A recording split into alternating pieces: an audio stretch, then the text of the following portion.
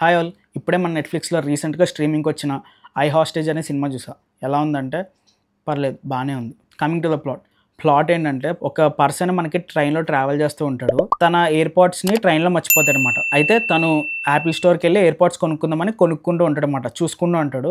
ఈలోపు ఒక వ్యక్తి ఎవరో గన్ పట్టుకొని వచ్చి అందరిని బెదిరిస్తాడనమాట షూట్ చేసి. వాళ్ళందరిని హాస్టేజెస్ కింద మార్చుకుంటాడు. ఇలాగా మన హీరో కూడా అక్కడ స్ట్రక్ అయిపోతాడు. అయితే మన హీరోని మెయిన్ హాస్టేజ్ కింద తను పెట్టుకుంటాడనమాట. మిగతా వాళ్ళందరూ దాక్కుంటారు. ఇంతకీ వ్యక్తి ప్లాన్ సక్సెస్ అయిందా లేదా?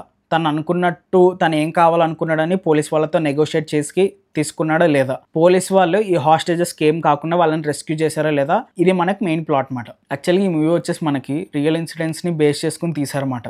మార్చ్ 2022లో ఒక వ్యక్తి ఇలాగే యాపిల్ స్టోర్కి వెళ్ళి బెదిరించి కొంతమందిని హాస్టేజెస్ కింద తీసుకుని చేశాడనమాట.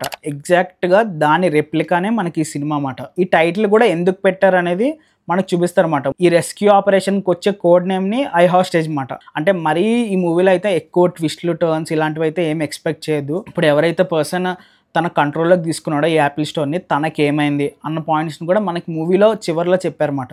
ఇంకా ఓవరాల్గా మూవీ చూడాలా వద్దా అంటే చూడొచ్చు.